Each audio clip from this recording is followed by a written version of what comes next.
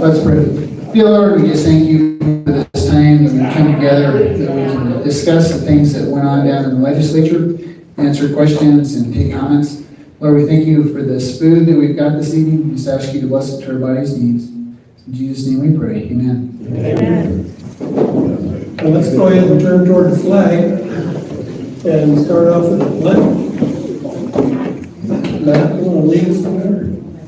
I pledge allegiance to the flag of the United States of America and to the republic for which it stands, one nation, under God, indivisible, with liberty and justice for all. Where's all of you?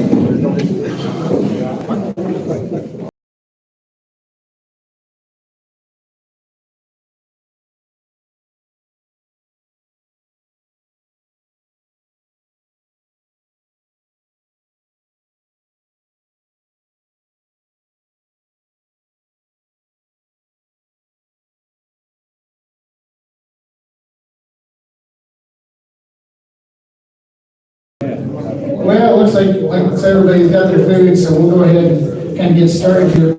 I just want to say thank you to the Farm Bureau for getting this all together for us. Really appreciate all the work you did getting that set up and organized. Appreciate that. And just give a brief introduction for each of us that's here, and then we'll get started. So I'm Alan Slagle, representative for House District 2. And I'm on the Ag Committee as well, so if you have any ag issues that you think you need concern with, I know we've got several at the State Lands Office, and we've been dealing with them quite a bit. And but that's where I'm serving. Now I'll turn over now to our senator from this district that's here. Well, thank you, Alan, and thank you, Farm Bureau. And I'm Cheri Steinmetz. I'm from Goshen County, but I serve Goshen, Weston, and Niagara, and obviously just the southern end of Weston County. And I'm currently serving as your chairman of the Senate Agriculture, State and Public Lands and Water Resources Committee and the Select Water Committee. So I am fortunate to have Alan on our Agriculture Committee. He is a strong property rights advocate and knows a lot about state land leasing, and so he's been instrumental in dealing with the state land office, because we've had a lot of problems with them over the years, and we've run several pieces of legislation to try to get them in line and make sure that they're actually serving our leaseholders as well as the beneficiaries of our trust. It sounds like we might have more work to do on that, but we are very committed to making sure that that system is working properly. So appreciate being here tonight. Good evening, everyone. My name is Chip Neiman. I'm currently the House District number 1 representative, which is all of Crook County, and actually I'm out of my district right now. My district runs right on the north edge of town. I guess I don't know what highway it is, but part of Newcastle. What's that? Highway 16, that's why you need to re-elect him, because he knows directions too. I currently am the House Majority Floor Leader right now in the Wyoming House of Representatives, and I am running for my 3rd term in office. Fortunate enough to not have a challenger in the primary. There was no candidate fielded against me, so I appreciate that opportunity, and hopefully I'm getting things done for you folks and trying to be responsive and to be a good legislator for you. And so, as far as the committees that I serve on or anything like that, I serve on House Management Council, which is a committee made up of the House leadership and the Senate leadership. I also serve on Management Audit, which is a committee that serves overseeing the different agencies of the state, all the way down to DEQ, state lands, all of that. We oversee them. And then beyond that, I don't get to serve on agriculture. That's the first place I always wanted to serve, and they never would let me serve on agriculture. So hopefully maybe someday down the road I could do that.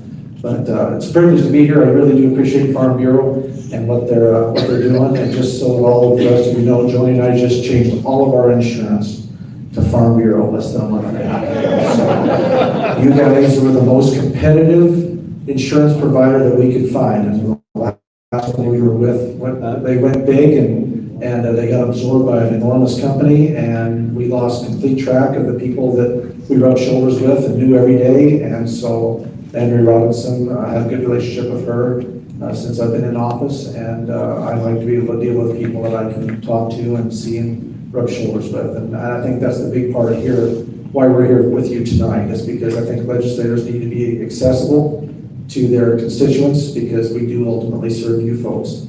And that's why I like being able to switch there. And when the big guys move in, I kind of like to keep it close to home. So it worked really well for us. So thank you, Farm Bureau. We appreciate you saving us some money, helping us stay in business. So with that, I will turn it over to Cheri.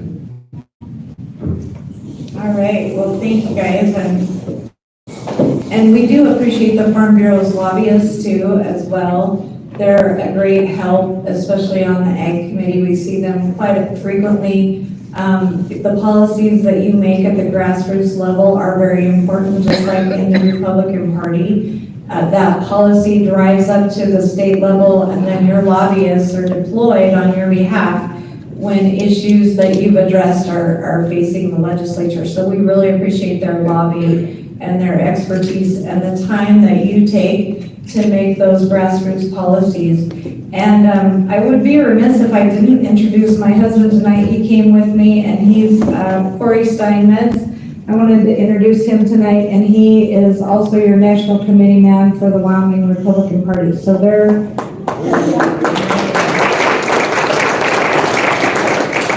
So he is busy. He's on the committee on arrangements, and he's busy getting ready to go to the national convention in Milwaukee. And I think he has to be there 10 days or some crazy number of days like that. So it's going to be wild. But anyway, with that, we'll get into our budget session review.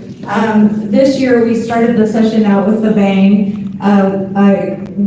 As many of you may have noticed, the governor and I have been having a bit of a feud on the role of CO2 and the fact that I believe it's plant food and we have nothing to fear, and that our world was designed to utilize it, and he seems to think it's causing climate change, and we need to adopt the Green New Deal and sequester carbon and do all of these crazy things in order to save the planet. So we brought the CO2 Coalition in. If you ever want more information on that, they're a great advocate for sanity in this world right now, and it's very important that we speak out more now than ever, as the Biden administration is funding hundreds of millions of dollars into these Ponzi schemes to enrich allies. And so it's very important that we stand up and be counted, especially with the war on our coal, oil, and gas industries in the state. And so we're very fortunate to have Harriet Hageman back east fighting for us and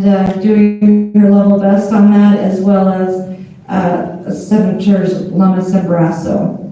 And with that, I'm going to turn it over to Alan to visit about property taxes. Yeah, thank you. And don't worry about it. If you want to go get more pizza while we're visiting, it's not going to interrupt us if you want to do that. So go ahead and get up and eat some more pizza if you want. I wanted to talk about property tax. Basically, we had 20 bills introduced because it's such a big issue that everybody across the state has been telling us we need to do something about property tax. So 20 bills came forward. Unfortunately, only 4 survived the session.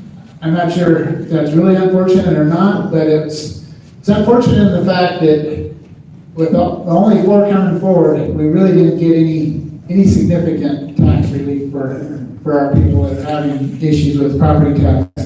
I mean, so I'll try and go through these. First of all, we had House Bill 3, which was a property tax exemption for long-term homeowners.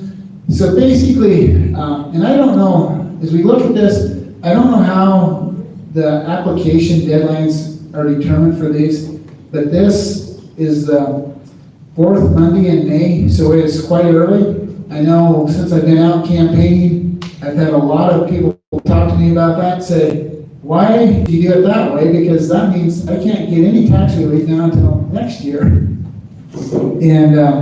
so I don't know the answer on that one. That was the deadline that was on it. And so basically how this works, it has to be on your primary residence only, and the spouse or yourself have to be over 65 years old, and you have to have paid property tax in Wyoming for 25 years or more. And so, fortunately, that exemption does pass on to the surviving spouse. And so, as I'm going along here, or any of us are going along, if you have any questions, feel free to jump up and ask a question, because a lot of times it's easier to remember the question while we're talking about stuff. So if you have questions as we're talking, let us know. And so basically exemption on this, you can read up down the screen, it's up to 50% of the assessed value, and can be a residence for up to 4 families, included the land up to 35 acres, and mobile homes were included in it. And this one cannot be combined with any other exemptions. Then we had House Bill 4, which was the property tax refund program. Basically, this was a program that has been in place in the past, just with some changes made to it this year. Basically, I do believe that's what it was. $8 million was available before, and I think that they changed it to 20 million, so it was available then. So this is a previous operating program. They just increased the amount of dollars that were available. So, and then I think they lowered or increased the amount. Let's see, what was it? Yeah. Go ahead, Alan. But anyway, so basically, your income had to be below 165% of the county median gross household income, and your total assets needed to be below $150,000 unless the tax liability was greater than 10% of your annual income. So I mean, this is some relief. It also requires that you put in an application the second Monday in October. And so that pretty well wraps that one up. Then we had House Bill 45, which was property tax exemption for residential structures. And basically, this is for single-family residences, and actually will take place in 2024. Doesn't apply to any new houses, doesn't apply to any newly purchased houses. And I also believe, I'm not seeing it on our slide here, but I believe if you did any remodeling, it does not apply also. And so, I guess it is on there, if you've had any additions in the last 12 months. So there was quite a few exemptions on this bill. The one thing that it did is it capped it at 4% on the annual increase. The problem with this bill was we capped our property taxes at our all-time high property tax assessment. So now we've locked in these high rates for our homeowners. Granted, they supposedly are only supposed to go up 4%, but that's where we're at. Cheri's got a comment. I do. Unless we change that next session. And that's what legislators are for, is to change laws. So hopefully we can get that changed. And then we had one other bill that we got through, was House Bill 54, the homeowner tax exemption. And basically it didn't require any application. Qualifications were all residents, real property in 2024 and 2025. And it was going to expire after 25. And what it was is it gave a 25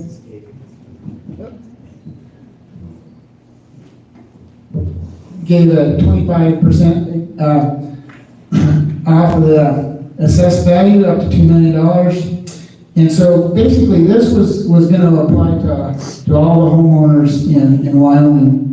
And unfortunately, we passed it out of both houses, and then we adjourned, and the governor vetoed it for us. So we weren't able to bring this one bill back to all you guys that actually would give you a tax relief for 2 years. And the governor blamed us for promoting socialist agendas by passing that bill. And with that, we're going to move on to a few other things here. Our American and Wyoming values. We'll start off with parental rights, and I think I'll let Chip maybe hit that one. Okay, go over this, and Cheri will move us through the slideshow here. We're going to talk a little bit about SF9 as a parental rights and education. This particular piece of legislation went into law without the governor's signature. The House conservatives greatly improved the bill with multiple successful amendments, but no instruction. These are some of the key points of this particular piece of legislation. No instruction in radical gender ideology in K through 12 to your students. No health screenings without parental consent. And then also, school staff must notify parents of any changes in a child's mental health status. Now, I don't know about you, but I don't see any of those things in there that should be a struggle to try to get through a piece of legislation. What it basically was parental rights that were recognized by the state of Wyoming, that the parents have the first right to make sure that that child is taken care of, and they have the right to anything as far as information on what's happening with their child. And the sad irony in that to me is that particular piece of legislation was not signed by our governor. That legislation went into effect without his signature because he believed it was overreach. And you go back to that there, Cheri, go back one if you would. So the governor allowed this bill to take effect without his signature, calling the bill dangerous, to allow parents to make sure that they know everything what's going on with their kids. So that was one piece of legislation that is currently state law without his signature. Okay, moving ahead. HB 166, this was our ESA bill, education savings accounts. This bill provided up to $6,000 for Wyoming families to use outside the public school system. While this bill does not provide universal school choice, which is what we were actually trying desperately to make sure that we had happen, is that a true ESA, educational savings account, is the money follows the child. And the parents then have the right to invest those dollars in any educational institution that they see fit. And so that is a true ESA. There is a means test with this one, which we did not want.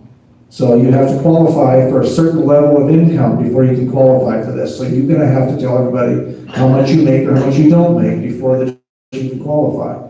And that's another major problem with what the conservatives have with this piece of legislation.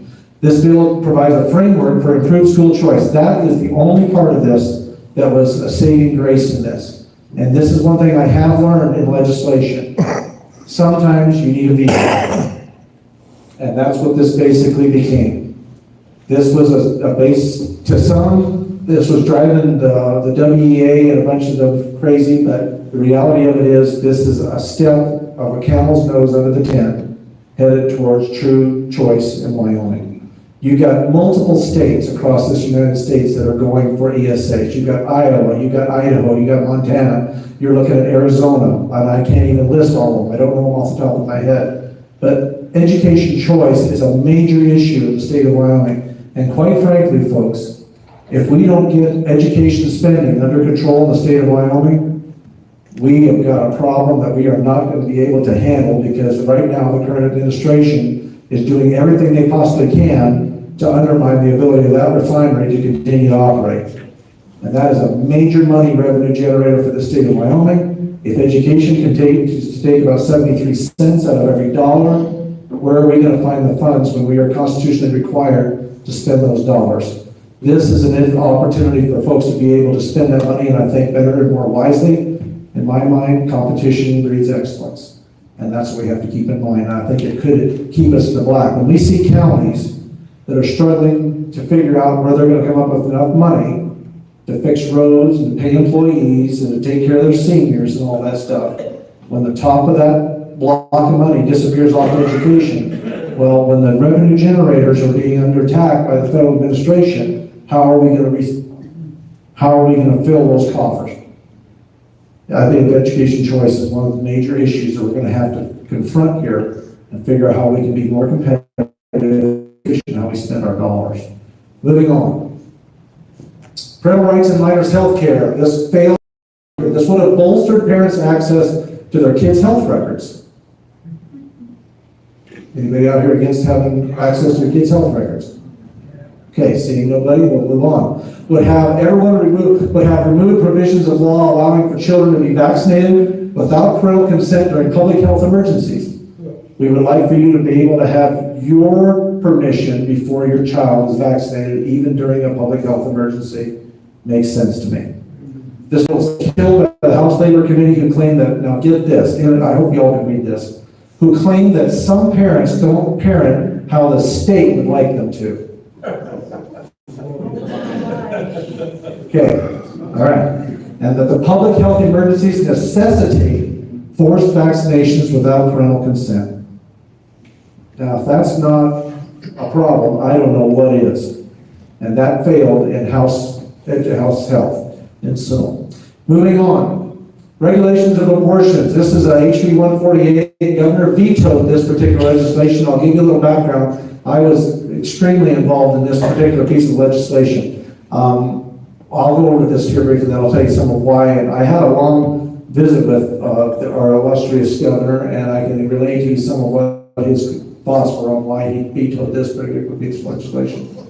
While radical judges have enjoined our historic pro-life laws from last session, which is HB 152, for those of you that know about 152, that after the Dobbs decision, when it was returned back to the states, whether or not they wanted to allow or disallow abortion, that decision came back. We already had legislation in place that triggered when Dobbs when Roe v. Wade was overturned with the Dobbs decision. We had passed it. In fact, it was one of my first terms. We had House and Senate. It was HB 90. Well, we passed it that session, and in June, Dobbs came out and overturned the Roe v. Wade. Okay, well then all of a sudden Wyoming was basically there were no abortions in Wyoming. We had it was in the vote. Immediately that piece of legislation was attacked over in Jackson Hole, and a judge took up the case, and they are still holding on to that. Well, one of the major issues in it was the fact that it went all the way through the process, through the district court process, went to the Supreme Court. The Supreme Court told them that there was not enough information to make a decision on whether the constitutionality of it. There were some definitions they felt were lacking and things like that. Well, when we developed HB 90, we had a couple things in there that we found out later that were important, the fact that we had to put some specific definitions in there, that abortion is not health care, that a DNC or after a miscarriage is not an abortion, a molar pregnancy is not ending a life. There are multiple different issues in there, an ectopic pregnancy that takes place in the fallopian tube, which is not going to come to full term, and which could end the life of the mother. That was described in there. Well, excuse me, it wasn't described in there. So, when we came back, even though it was enjoined and being held up in the courts, the Supreme Court said not enough information. So, we said, okay.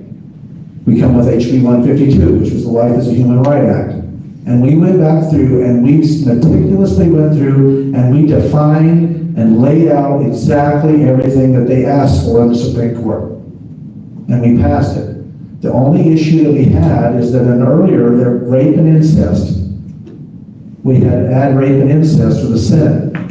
The Senate president would not allow it. Cheri can opine on this too. She and I were in that meeting when we went down and literally had to beg the Senate president to even let that passed legislation out of the House even go to a committee. And he said, the only way I'll let it go to a committee is if you add rape and incest.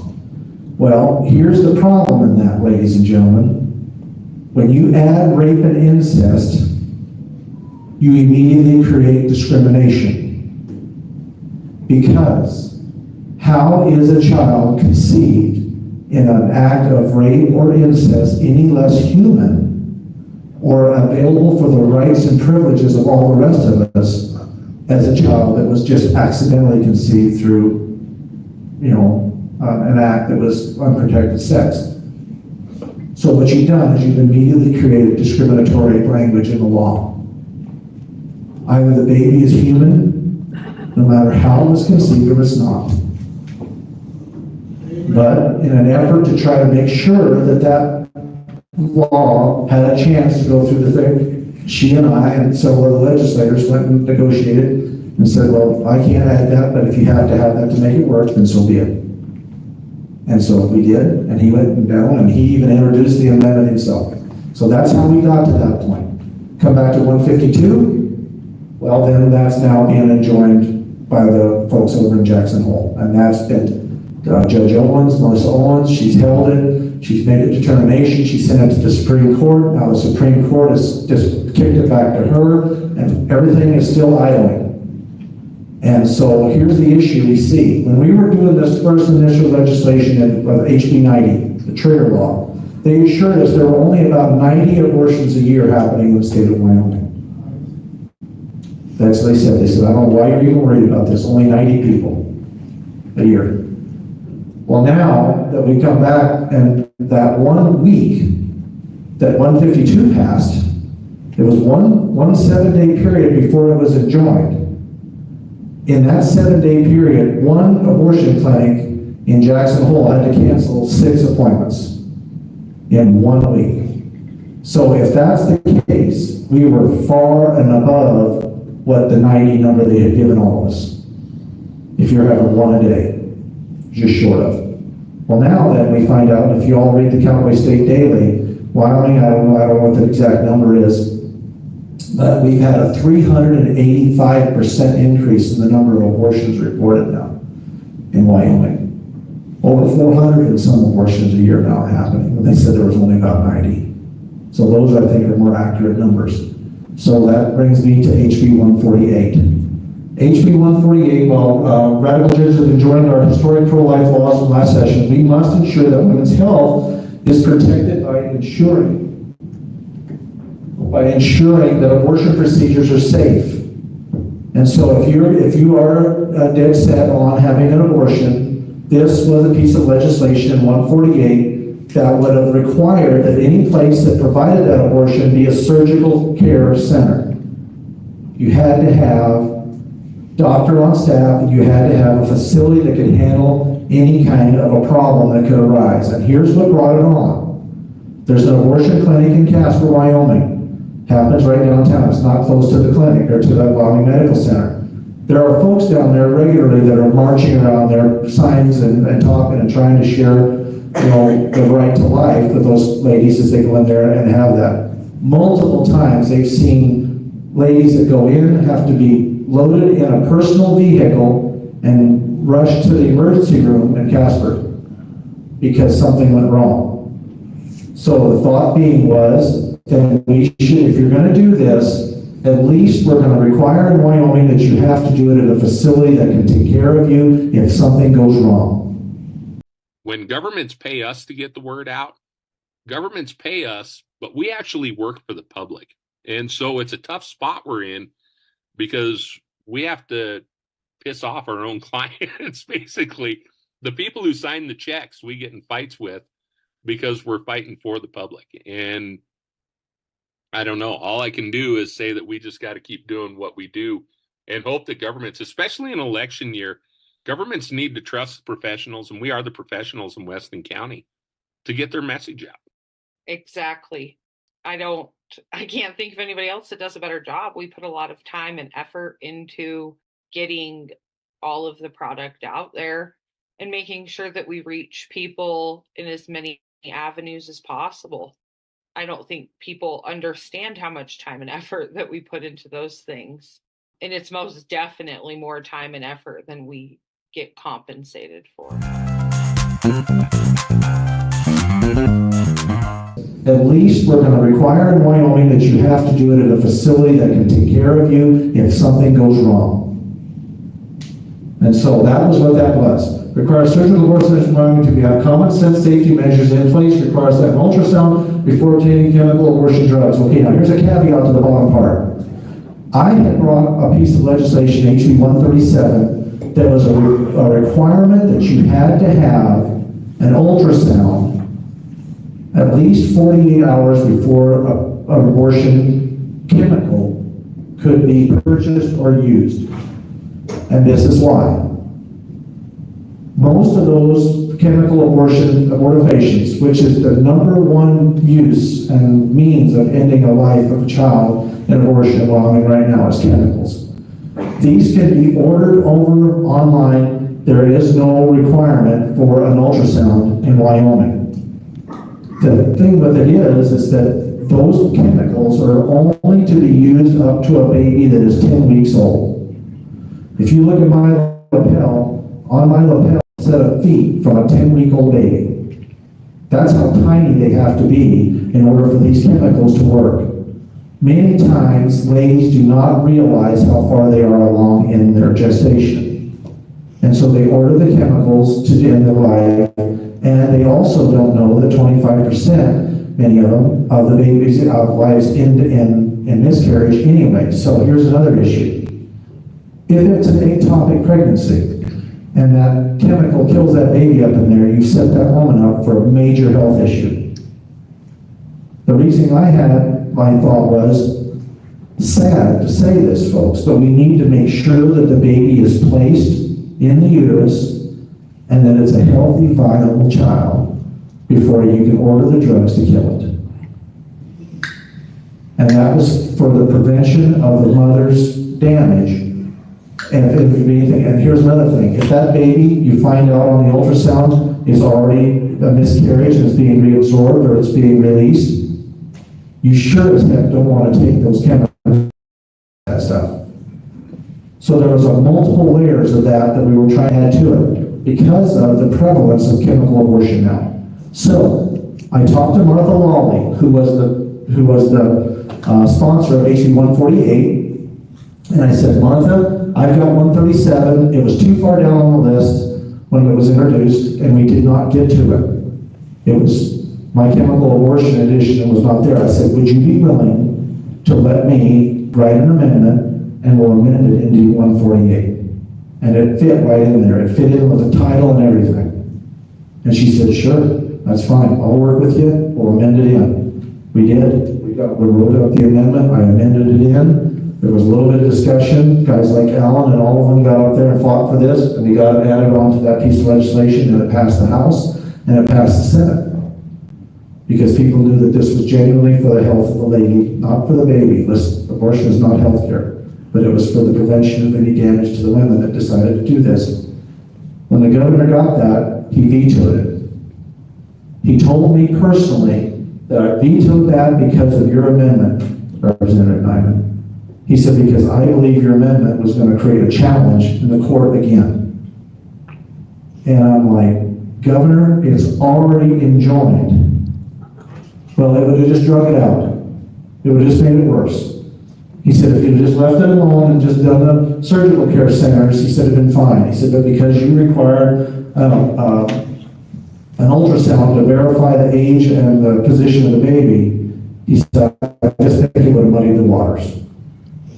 Quite frankly, that was an attempt to try to dissuade people and to make sure that that mom saw that baby on an ultrasound. Besides the fact that it was potentially protecting her life as to the location and what would happen with that baby. And that's what killed that. So we're going to make that round again, and then we find out here within the last week or so, 2 weeks, that we have an exponential growth now in abortions in Wyoming. And I think it was mostly because of underreporting. And we're seeing a lot more chemical abortions right now. And they're ordering it through the mail with no ultrasounds. So that's that. Anyway, if you have any other questions. Okay, one other one, SF99, Chloe's Law. We tried before to do this, did not get it through, but thankfully we did get this. Prevents all gender affirmation uses in Wyoming, including the use of chemical castration drugs, like puberty blockers, cross-sex hormones, as well as surgeries. Some of the liberal Republicans in the House attempted repeatedly to amend this bill. It was almost comical on the floor of the House. They did not want this.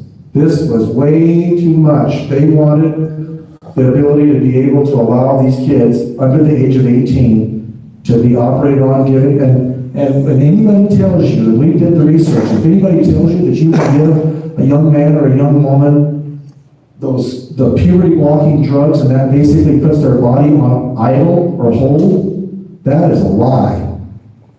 Those kids are directly affected by their bodies being denied the hormones that they need to continue to develop. You do not push pause on a DVD in a human being. And when you give them chemicals, what they wanted to be able to do here, that damages those bodies immediately. That is just a fact. And as we watch our neighbors across the ocean, who are in the front end of this, trying desperately to get as much of this happening as possible, now they're pulling back and they're saying, we're not doing this anymore. Just too much damage, too many problems, this isn't working, people are dying, we're seeing even more emotionally problems with this. So I think that was finally enough pressure placed on here that this was brought by, what's his name? Anthony Bouchard. And so this was Pulley's law, and that prevented that. And so here's one other thing. Did you want to talk about this, Alan, on the guns? Yeah, so then we moved on to House Bill 125, the repeal of gun-free zones. We thought this was a bill that would be good. We had a lot of people from around the state that wanted this. Basically, to repeal the dangerous gun-free zones in Wyoming, allowing statistically safest individuals to carry concealed weapons in public spaces. And this bill just about died an early death in Senate Judiciary, but fortunately, Cheri and some of the other conservative senators were able to pull it back out of the Senate Judiciary Committee and directed to the floor of the Senate, and they passed it there. I think my battery must be running out. But anyway, so it passed pretty well in both houses.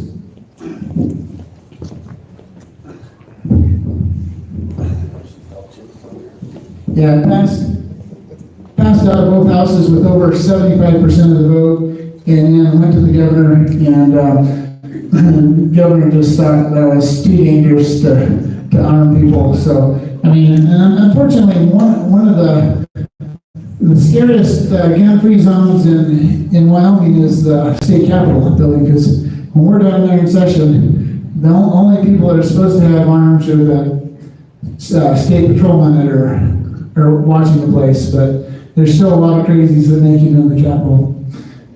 But anyway, so that governor vetoed that one for us. That was one of the bills that we tried to bring back in special session as well. One Second Amendment protection that we did get through was SF 109, the Prohibition of Red Flag Gun Seizure Act. And basically this prohibits federal red flag laws, seizures from being implemented in Wyoming. And that means if your neighbor thinks you're acting a little funny, they can't call the police and tell them to come take your guns because they're afraid you might shoot them.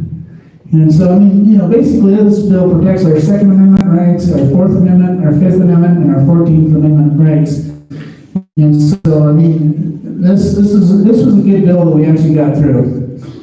And moving on. So then we had SF 105, which was the Second Amendment Financial Privacy Act. Basically, what this did, it prevents when you go to a shop to buy a gun or anything else, the credit card companies have a code on everything we do. And this prevented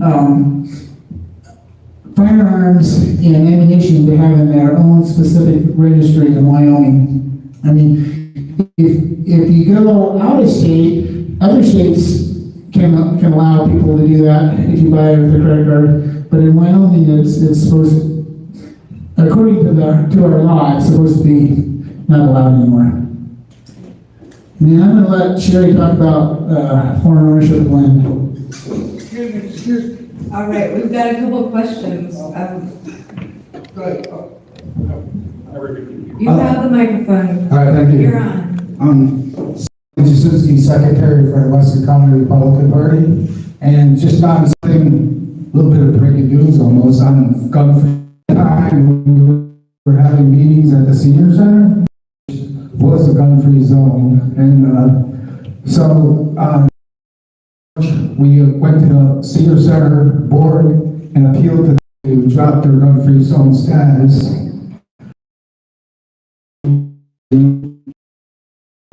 Of this last week, they came to the conclusion that they would allow concealed carry inside the senior center and drop their gun-free zone status. Not open carry, but concealed carry. So we're really grateful to the Weston County Senior Center Board of Directors for having the foresight to come to that conclusion. I know they struggled with it, but I think that's a great job. And we thank the two board members here today, I think. Anyway, so I just thought that was perfect. Thanks. Great, thank you for sharing that. Did we have another question over here? Go ahead. I think he'll bring you the microphone. Out of all of these you've mentioned so far, is there any point in bringing them back to next session? Yes, I think we will do that, and hopefully this election cycle will have people that are amenable to passing them again, or maybe going even further with some of the work we've done.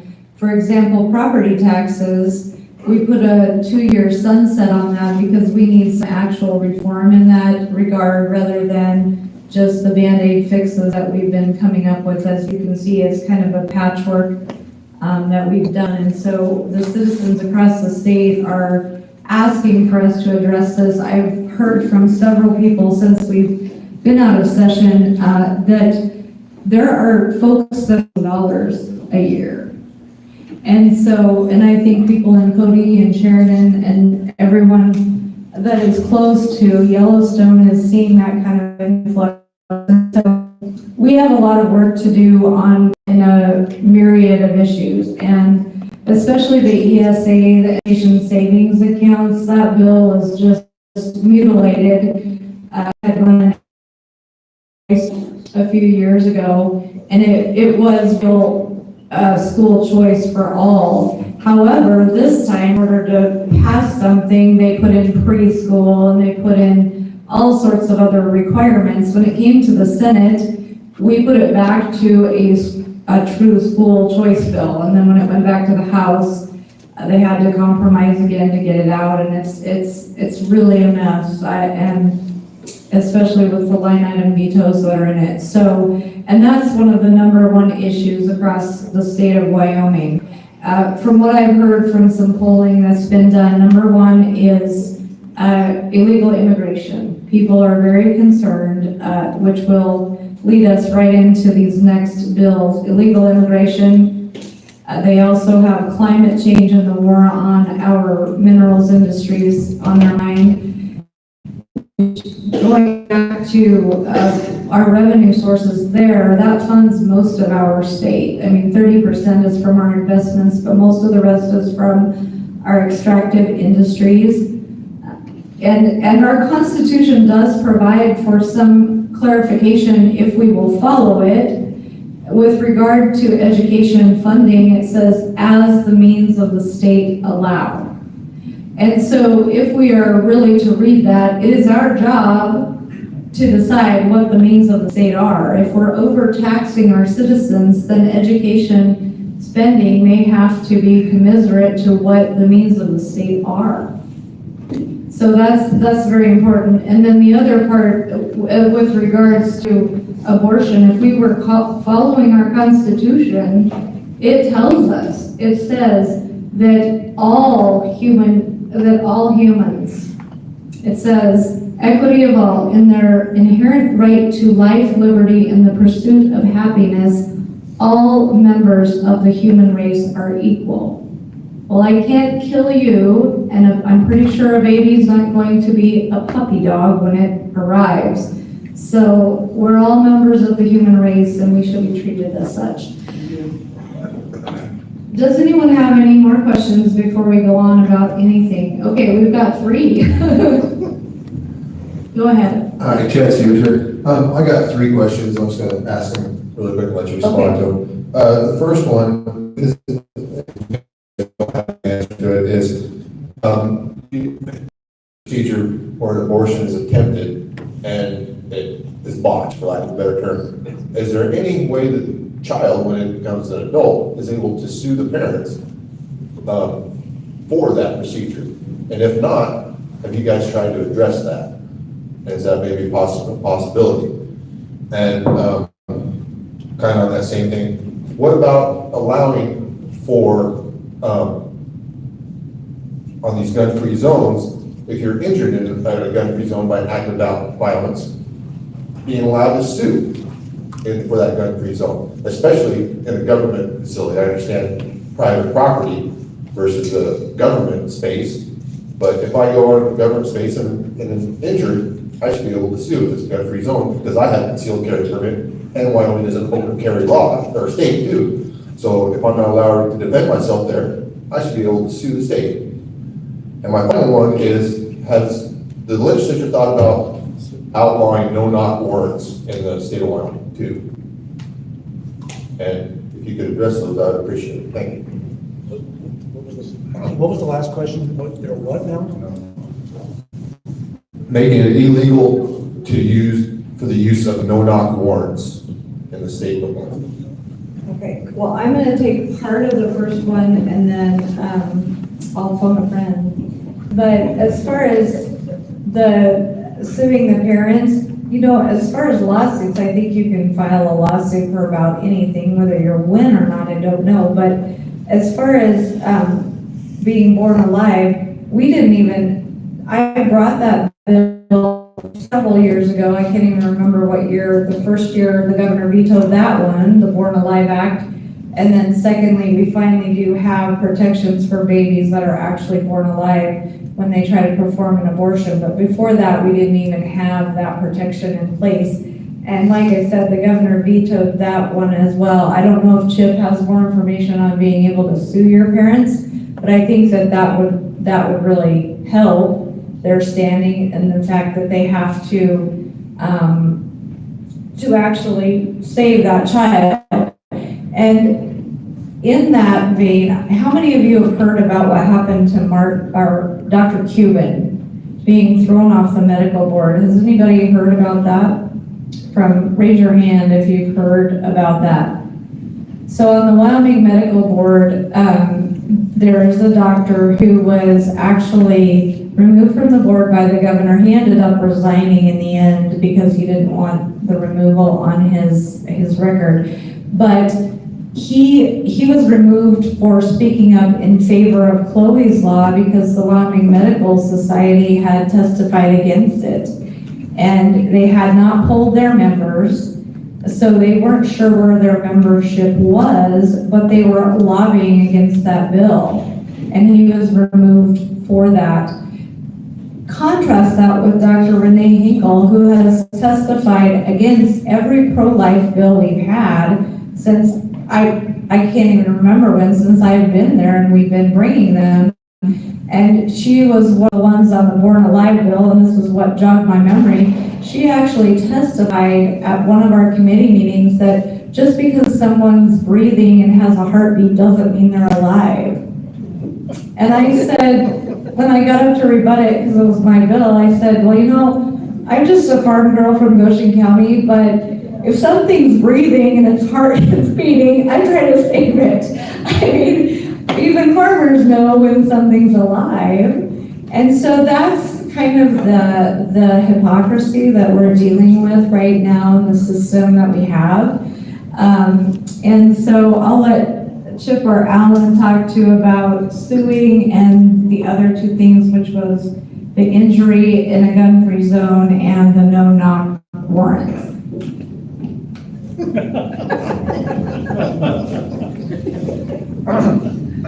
As far as the no-knock warrants are concerned, I honestly do not know. I won't BS you by trying to say something, because I have no idea. I've never dealt with it, never even heard that, never even had it brought up. I'm sure there's legislators that maybe have, and maybe we could chat with some of our law enforcement here that would have a better grasp on what the implications are of that. As far as the as being able to sue from being injured in a gun-free zone, I mean, why not? I mean, stop and think about it. I mean, you have required that I cannot defend myself. I'm having to participate in an event in a building that is basically stripped me of my ability if I have the right to be able to keep and bear arms. And I have a legal permit or whatever.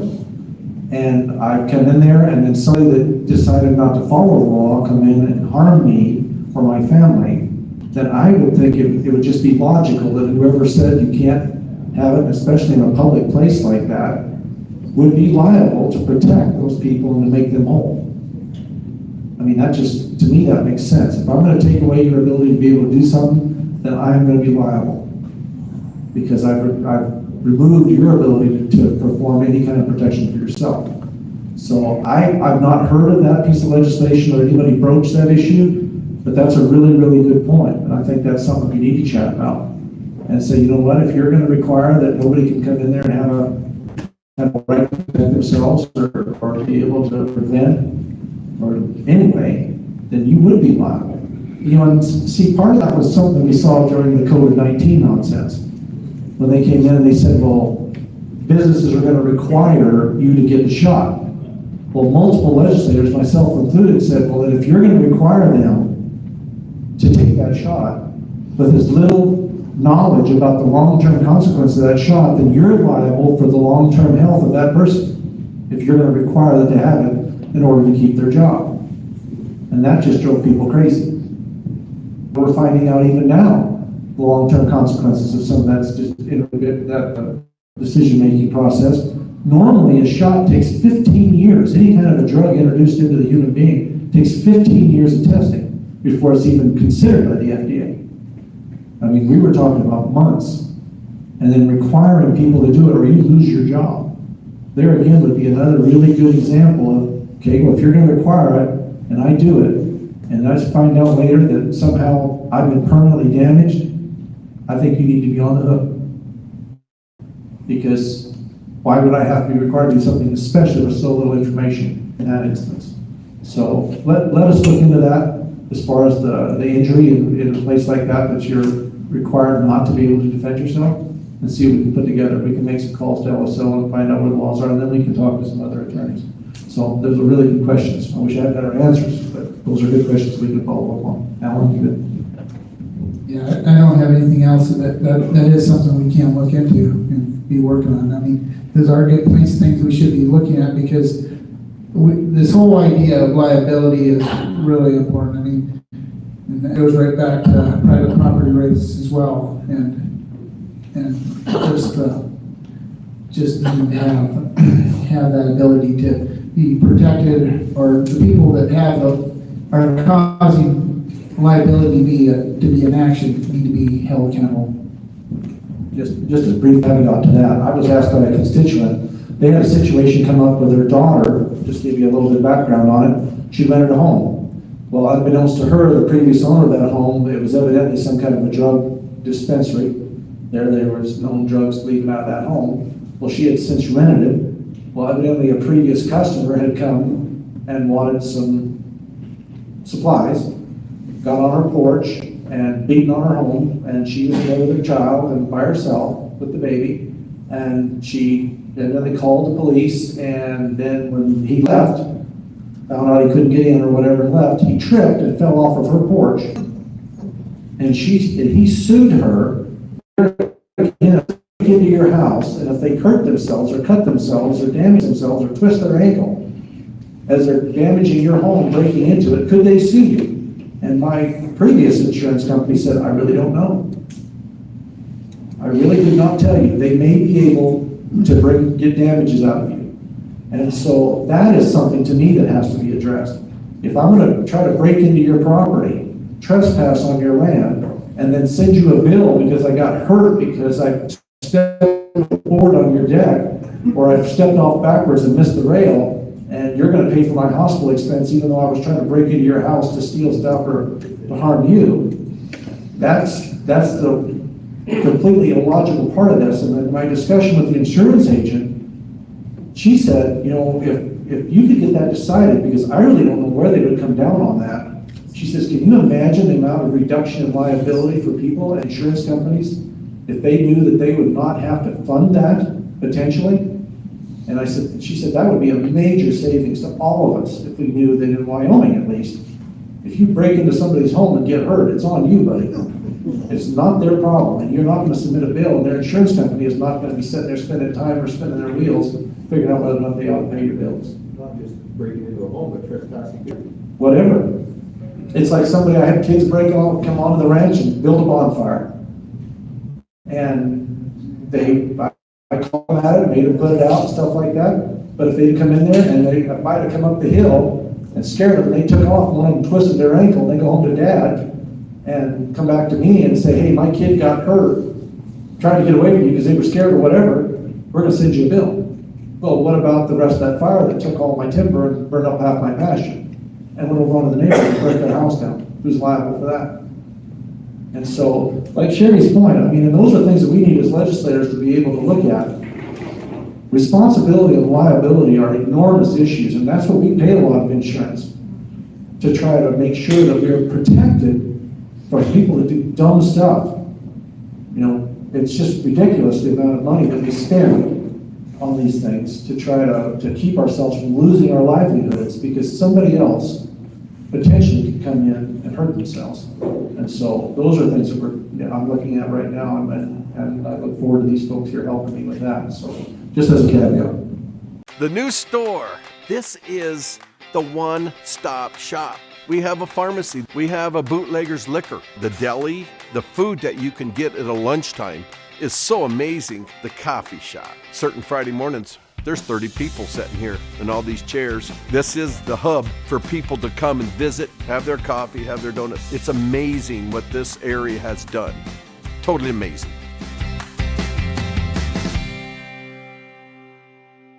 And so those are things that I'm looking at right now, and I look forward to these folks here helping me with that. So just as a caveat. Well, when I was first elected on the Ag Committee, we were looking at that because, and Farm Bureau has been a great advocate for private property rights. But there's something called an attractive nuisance, and it's why Farm Bureau has all the signs that you've made to try to keep, to post your private property and all of that, because there's an onus on the owner to say, this is private property, you have to stay off and all of that. It's very difficult to change those laws, so if the Farm Bureau will partner with us to help that would be very beneficial, because the laws do not favor the property owner. And some of them are from court cases. However, and many people will tell us, well, you can't do anything about that, that's a court case. Well, the legislature sets policy and makes laws. That is our job, is the court's job to interpret those. So if we change the law, they can then reinterpret it, because maybe the way it's written right now, they could get their decision, but that's something that really does need to be looked at. It has needed that for a long time, and unfortunately we haven't been able to get anything done with it. So I'll move on to foreign property ownership if there's no more questions. Oh, there's one in the back.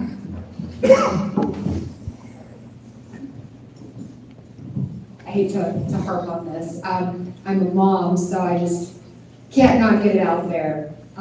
It's not necessarily a question, it's more of I'm wondering. So I understand that abortion is a wall that you're coming up against, right? It's a thing, you want to stop it. Is there, the idea in my head was, if somebody wants to get an abortion, can the state take legal action for the child and say, we're gonna award this child to the state. Basically, the state comes in and says, no, now your rights are taken away, and we're going to step in. And it's like a roundabout. Do you know what I'm saying? Instead of saying, you can't do this, say, okay, we're gonna do this for you. We're gonna take the child, I don't know. It's an idea. It's less than a question. So just kind of wondering if you guys have talked about that, or if that's something, that's all. Well, thank you for that idea. It's a good one. And that's why we're here, is to hear from you guys. So don't ever feel like you're interrupting or there's any idea or thought that is outside of what we want to hear about. One thing I do know is we do have safe haven laws. So if you don't want to take care for your child anymore or anything like that, you can drop them off at the police station, a fire station, a city office, any of that. We have safe haven laws, but those are for alive born children. And where we have abortion is not illegal yet, I don't know if the state can come in and do any of what you're talking about. We can look into that, and Chip would probably be the best one to look into that or comment on that. But right now, we're not seeing a lot of enthusiasm in defending some of the laws we've already passed. So that might be a problem. And then the solution to that would be an elected attorney general.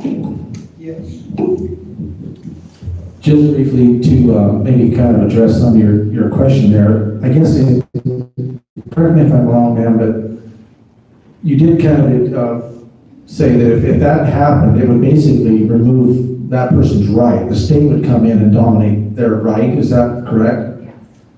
Okay. And I get that. But here's the problem that we run into. The problem that we face is it a human being? That's been an extremely difficult thing for me in my life, to be able to sit in a committee meeting and deny the humanity of that child and say it's not human. I had a lady one time, she says, it's not human until it can draw a breath outside the body. It's not human. She said, it's tissue, it's a tumor. So that's the problem that we're balancing here and trying to come up with some real solutions to, is that we got a major breakdown in the fact that that is an actual human being with rights. And that's the thing with when this country was its inception, I believe our founders got it right, because they said it was life first, then liberty, and then the ability to pursue happiness. You think about it, liberty does you precious little good if you have not first life to enjoy it. That is why governments were instituted among men, is to protect life. So, to your point, it is a very slippery slope when you start saying that we're going to take away your ability to do whatever you want to do with your body. The state's going to step in, and we're just going to arrest you and make you carry that baby to term. But here's the other part of that. Who's going to speak for the other person? Does the baby have a right to life? The same right that we all enjoy in this room. But he can't, or she can't, speak for herself, and that's what we're doing. And here's another part of this that I really struggle with, and it's hard, because we're in a society today where we don't many times take responsibility for our actions. Right now, sex is just easy. And it has absolutely zero consequences. Because if I miss the pill, or I don't wear a condom, or whatever, and I go and engage in any kind of illicit affair, or use little consideration and act on instinct, or just urge whatever, and a child is conceived, that's my problem in this, because that baby had nothing to say about how it was conceived, or if it was even going to be. And yet we can go and we can erase that problem. right now as a society. And until we have some way, somewhere, that we can start to ratchet this back and say, you know what, there are real consequences for our actions. That is a human being. That, I mean, if you've ever been and listened to somebody, I've had an opportunity, Joni and I went to a deal, and there was a girl there she was the product of an abortion, and she was a late-term abortion. They were trying to do a saline abortion on her, and she was actually 7 months in terms of 5. For 5 days, they saline that little baby inside of her mother's womb, trying to burn her to the point where it killed her, and then delivered her alive. I mean, here's this beautiful, talented, intelligent woman that's speaking at this conference, and she says, do I not have a right to life? And so I don't want to negate what you're saying, because I get it. People want the right to be able to say what they want to do with their life. But I think we as a society have come to the point where we are so callous anymore and so irreverent in regards to creation and the responsibility that goes with that life, that we have court cases that tie up legislation by saying, you know what, if it's breathing and its heart's beating, that still doesn't mean it's alive. And to me, I can't even make my mind wrap around that. If we don't start taking responsibility for this, and we just consider that it's just a piece of tissue, and we can get rid of it when it's convenient, and if it isn't convenient, or whatever, it just continues to propagate. And so I don't want to take your rights away. I don't. And I guess that's my point in all this. I want you to know, as a legislator, I'm going to do everything I can to make sure your rights are protected. That's our job. But we have to me, I cannot not consider that baby. I have to believe that little human being, if it was asked, would you like to live or be pulled apart or killed chemically? I would really like a chance to live, because I didn't ask to be conceived. Can I please let me live? And that's the struggle I face. And I'm sure other legislators do too. And that's why I appreciate both these people so much here, because your representative from District 2 and your other senator from District 2 are stellar human beings when it comes to your rights and your privileges. I love these two. These two here will fight. They will fight with everything that they have to provide and stand up for your rights. And that's where we all have to be, and that's the struggle we face. So I don't know if that answers your question, but I just don't want you to think we're up here going negating the issues we face, and that just like our moment. You know, there's enough like our moment out there, but it's just, we can't forget the fact that that's a little human being that I believe deserves the right to live. Don? You know, I'm absolutely pro-life, but there's a bigger picture there, and I'm sure the legislators will look at it, but I don't know where they're at with it. So you do the right thing and you have pro-life, but we also have a huge problem with foster care systems, abuse. That's a nationwide problem, that they're taking babies and black marketing them for the highest price. And yeah, they don't have a say, they want to live, but there's still a great deal of abuse. So in my opinion, the whole infrastructure of childcare has to be looked at with almost devastating consequences for the people, the responsibility that you talk about for the people that abuse these children, when the citizens are thinking they're getting good care through some agency or child protective services or adoption agencies, and it has to be looked at with strict consequences, or those babies are still going to be in turmoil throughout their life because of the abuse they take. And that's true, and we all know it. That is true. I do have one thing though that it was so encouraging to me. I was watching, I can't even remember the pastor I was watching the other day, but their church decided they were going to do something about this, and they emptied out the foster care system completely. Members went in and adopted those kids out of that system. And government is not the solution to everything. We are.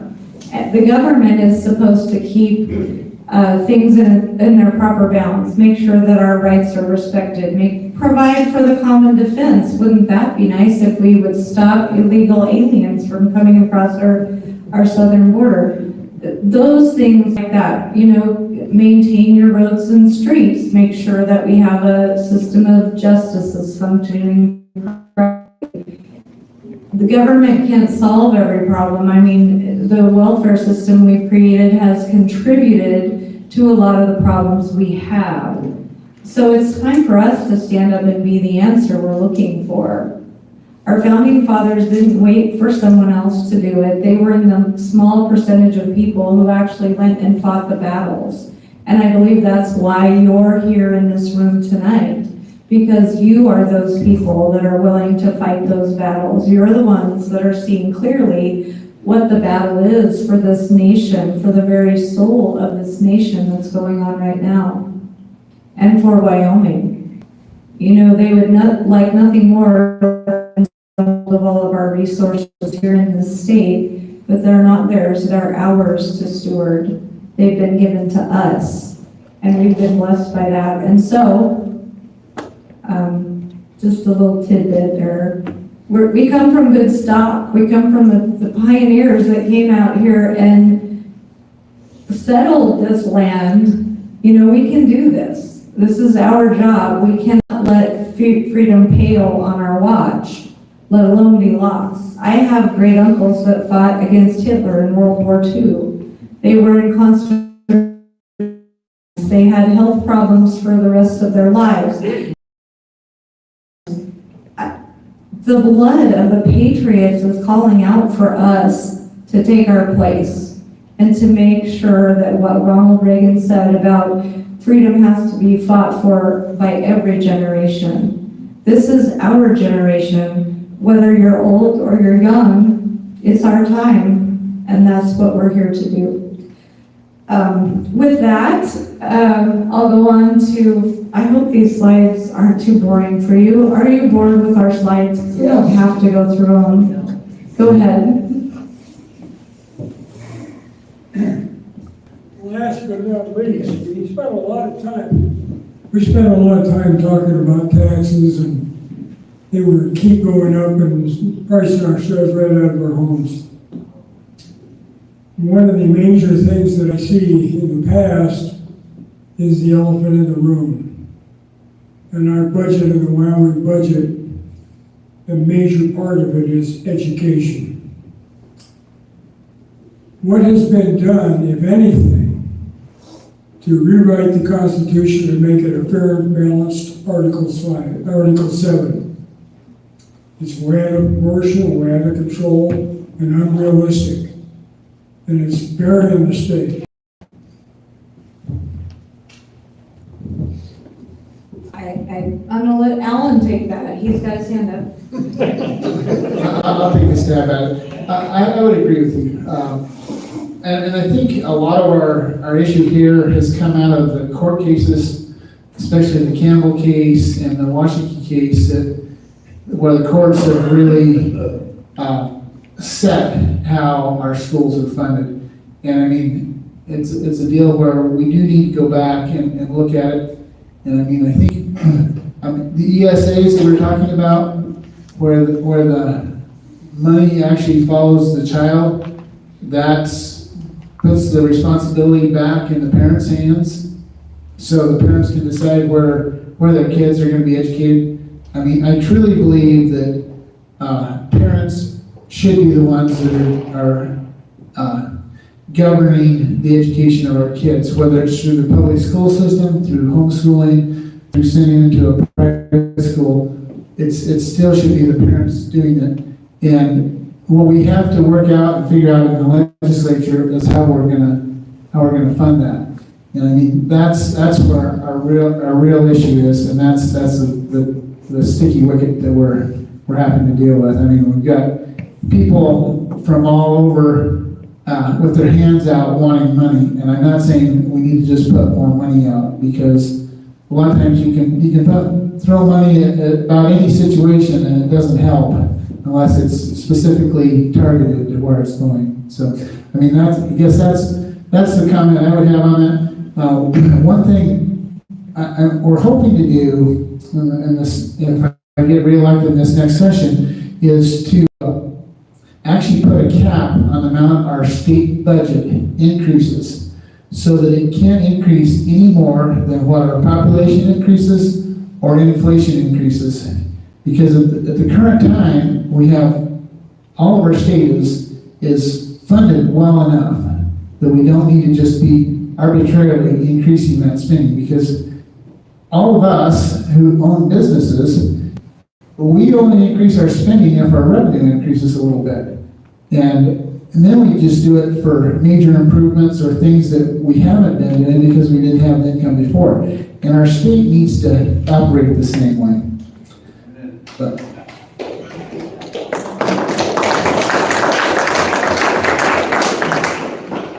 good job. We agree with that, right, Chip? And I'm really thankful for these two gentlemen that I serve with. They're solid as a rock, and when they give you your word, they'll keep to it. And so what they're telling you tonight, they really do it. They live it out, and they legislate this way, and I greatly appreciate that.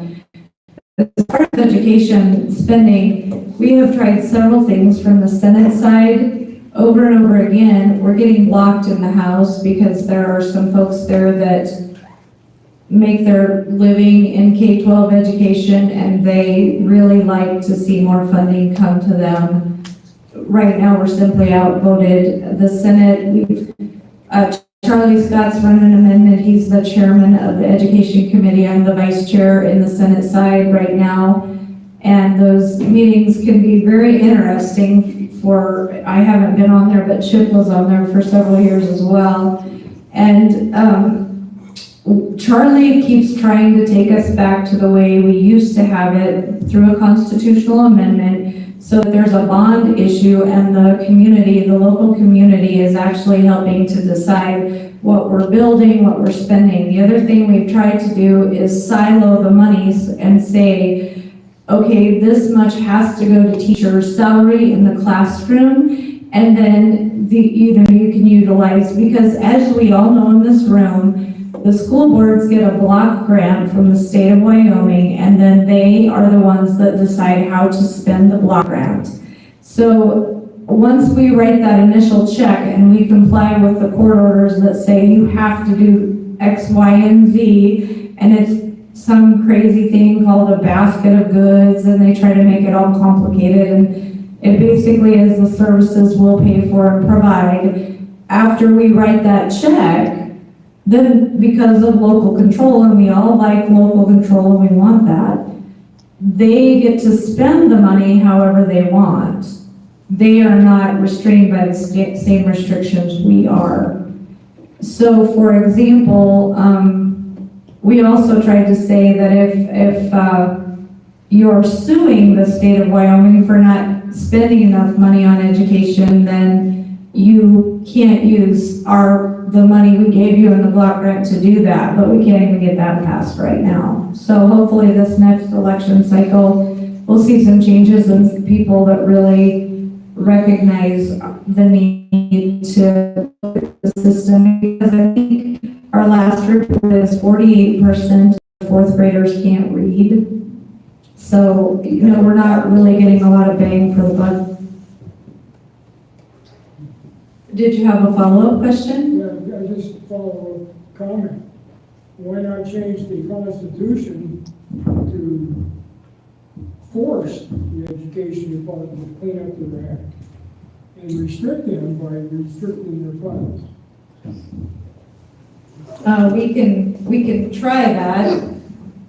Could that be done by an initiative? Well, yes, it could be. You can do that by an initiative or a ballot initiative. I'll be honest with you, Tom, I tried that. I formulated a piece of legislation to allow for a constitutional ballot to go before the people to change. There's 4 separate places in our state constitution that currently say that you cannot allow money basically to follow a child. There are some decisions that are out there, legal decisions that are saying, no, that doesn't matter. You can just force your way into it. But the way the Wyoming Constitution is currently written, it is extremely explicit in how it says that you cannot allow public funds to follow or go to a private institution. And so I think it's Article 3 in Section 36, if you look at that in there, there's multiple locations in there.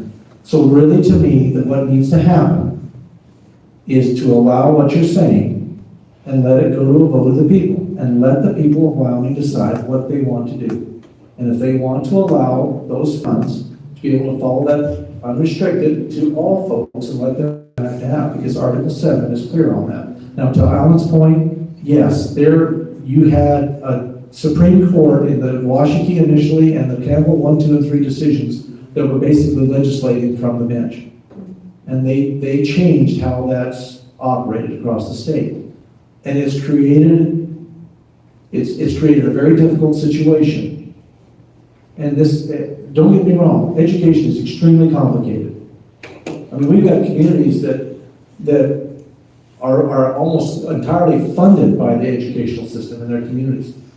Those dollars that are being spent are keeping some communities alive. And there's people out there that are terrified that if we let kids choose, or let parents choose where they send their children, that it could rob some of these public schools of the ability to be able to even function. And those are the decisions that we're having to try to navigate through.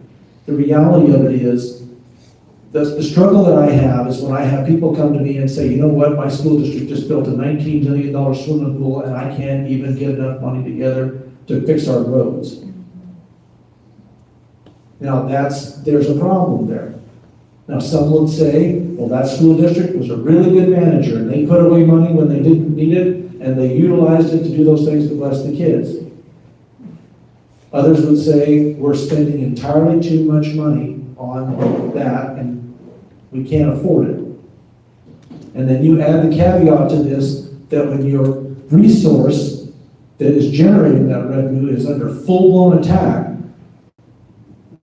I've got people saying that we don't want to reduce your property taxes because we need your property taxes to fill in where we're losing on our extractive. We've lost 68% of our cold surface bonus leases in the state of Wyoming in the past 14 years. 68%. That cold surface bonus leases that we were getting were building new schools all over the state of Wyoming. 2005, 6, and 7, they were building schools like people were just throwing money out everywhere. You got a new school just because your number came up, and not because you needed one. You just got one. I'll tell you a story. Up in Hewlett, I was on the school board at the time when they came up and tore our old school mostly down and built us a new school. And the guy, the head contractor, told me, he says, Chip, he said, this is just ridiculous. I said, what do you mean, Lee? Lee Mosher from Ainsworth Benning. If he's still alive, you can ask him if I'm making this up. I said, what do you mean, Lee? He said, I'm tearing down a better school than I'm building you. He said, this thing is impervious. He said, I got towns in South Dakota that would give their right arm to take this building apart brick by brick and reassemble it. And he said, your state is destroying it. I said, so what are you saying, Lee? He said, your state has more money than common sense. And that's what we were at that time. dollar would make that. And so here's what we've done. We have built something that we're going to have to figure out how to maintain it. And what school district is going to want to go backwards, quote unquote? I've been back to Washington, D.C., folks. I've walked by buildings that are still being used that George Washington walked by. They're educating kids in those old buildings. Now, if a building gets to a certain age, you're on the list to be removed and replaced. But if things keep happening the way the CO2 and all this nonsense, this revenue generator here is going to be under real pressure to not be there anymore. Right now, it takes 10 years to get a coal permit. Bel Air Mine has less than 8 years left of coal. If we don't get Trump in, the Bel Air Mine will tell you right up front. He said, we're going to close. Bel Air Mine closes, it takes 330 separate businesses to replace the money that mine is producing in Campbell County alone. Where are you going to build 330 new businesses to replace one mine because they're starving the oxygen out of their ability to be able to get a permit to mine more coal? Because along with our leadership and our state believes that we need as a state to be carbon negative. We need to suck enough carbon out of the oxygen, out of the atmosphere right here to actually sequester more than we even produce.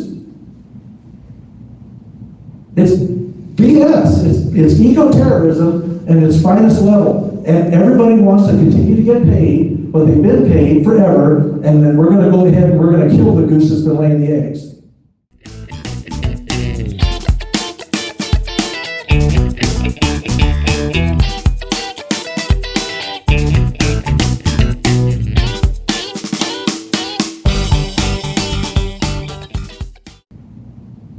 It's BS. It's eco-terrorism at its finest level. And everybody wants to continue to get paid what they've been paid forever, and then we're going to go ahead and we're going to kill the goose that's been laying the eggs. It's not even rational. And that's why when you're a legislator, and you get down there, you get a little, can I help you? There's also a national security issue. Without question. We lose our ability to have energy, we are stuck. Ellsworth, yep, all of it. You know, and I've talked to people from Israel. They came, a delegation came to the Capitol. They said, we are watching Wyoming. They said, if Wyoming cannot maintain its ability to produce energy, Israel's in trouble. Yeah. I had a good visit with a guy from Haiti. He's probably, it's Joyce Voyet, I think is his name. He came to my home. Knows the people there where I live, up at home. He came and we had a good visit. He said, Haiti, the country of Haiti, watches what happens in Wyoming because we produce 40% of the energy this country uses. 40% comes out of this state alone. He said, if you guys go down and you quit producing energy, he said, Haiti's in trouble. He said, we're a mess anyway. He said, you want to see a bigger mess? He said, you guys quit producing coal. He said, because when the United States is not secure, nobody is secure. That's right. And that's the very thing we're fighting down there. We're fighting an election right now. If you want to really get into it, you got to be riled up now. We're fighting an election right now, and we got a group of legislators that have been down there like him and like her that are fighting to preserve our industries. I got another group of legislators, and I'll just name them, the Wyoming Caucus, and all of them say that they're really fighting for you. They're not. I've watched them on the floor. I've watched them vote down opportunities for us to pull back from the feds. I've watched them just embrace that federal dollar. I guarantee you folks, when the shekels come to shackles, with the federal government funds, they run. That's right. If we want to see some real change, if you want to see education continue to be funded, if you want to see some real things happen for the people or for property tax relief, you've got to put more conservatives in this House. And you've got to protect your Senate. Let's just boil it down to what's really going on here tonight. The reality of it is there's a full-on attack right now to try to pull this thing back to the left because they're scared to death of what's happening in the Wyoming House and the Senate. And they're running candidates that are going to be more amenable to, let's get along. Let's try to get along. Let's just all work together. You know what get along is? Where we're at right now as a nation. The left never gives up ground, and if they do, they'll give up half of what they've taken. But you know what they're doing? They're constantly moving ahead. How do we get to a point in the state of Wyoming when our own governor is saying that we need to suck carbon out of the air and sequester it in the soil when CO2 right now sells for 2% of the West Texas Intermediate crude price? It is a value for enhanced oil recovery to refurbish all of our oil fields out here and get them going. But we're not willing to put the infrastructure in to get it to those sites. We'd rather pay oil companies to drill wells and poke it in the earth when it's the essential building block for everything on this earth. Life begins with CO2. We need more of it. And here we are watching this thing transpire where we're saying, no, it's killing all of us. Well, why don't you weigh the benefits against the costs? What is it worth to be able to have clean, affordable, reliable energy? It's the ability for us to be able to protect peoples. I can't farm solar. I can't use wind. This guy right here, he fought for eminent domain to protect your right to be able to not have our federal government come in and say, hey, you know what, a wind farm would be really handy right over there, and you got a landowner that says, I want it, that's fine. Negotiate a price across somebody. If it's gonna work, pay them for their services, negotiate it. But when you got federal money putting their thumb on the scale, saying, we want wind, and we'll pay, stop at nothing to pay for it, it makes it so that it is so attractive that people will actually veto eminent domain legislation that this man brought and passed it through both houses, and the governor vetoed it. He did that. Why would you not want him down there? Because he's fighting against this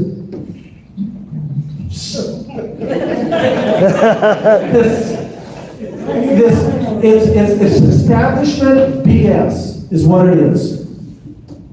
School boards are scared. Parents are scared. Property tax owners are scared. My taxes are going up. Joni's and my taxes went up another $5,000 this year. It went up $4,000 last year. Am I getting $5,000 and $4,000 more services because of that? Where's it going? If you're going to raise my taxes 30%, I want to see 30% better roads. I want to see 30% better education.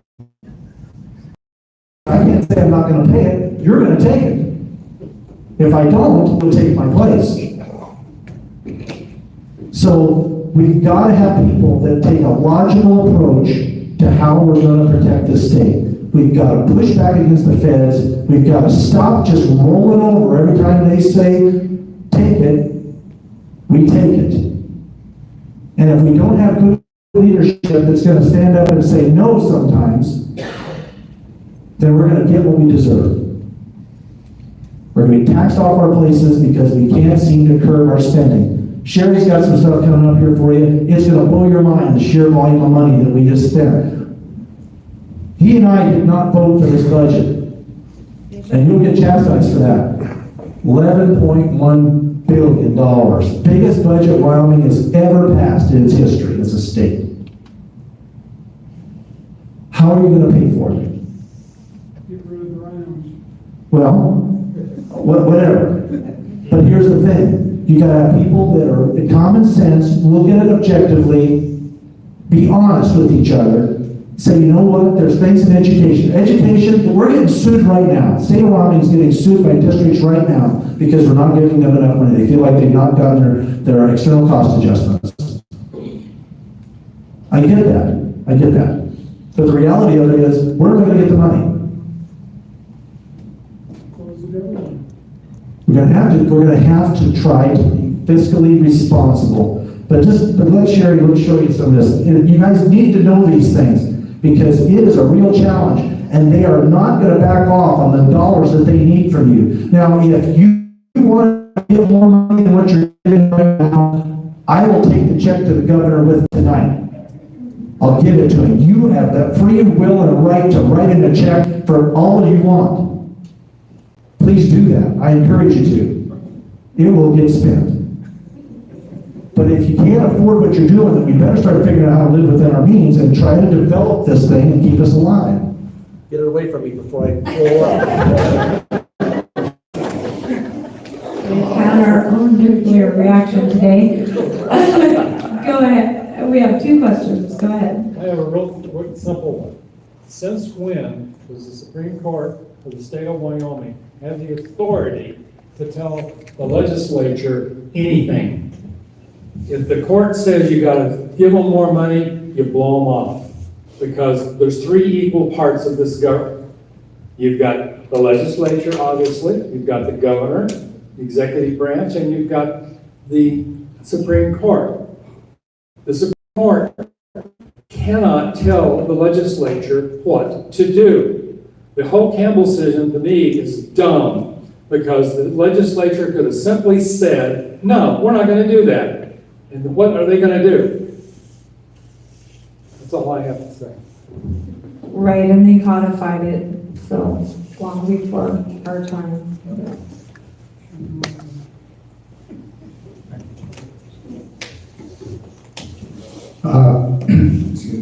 Climate change is a cult. The people that are pushing it don't even believe it, so it's not even worth discussing other than we gotta fight it. But there's another option for property taxes that maybe people don't know. is in October, the People's Initiative to lower property taxes by 50% for your primary residence for one person in that residence was started. And last month, the 29th of May, we turned in our signatures to the Secretary of State. We were required to have 27,772 signatures. We turned in over 43,000 signatures, the most signatures collected for any initiative, ballot initiative in the state. He's in the process, Chuck Ray is in the process of verifying these signatures, and he has 30 days to do that, which will be about the end of this month. So our goal and our hope is that it'll go on this ballot for 2024, and then the people can decide. We think it's the most purest form of self-government.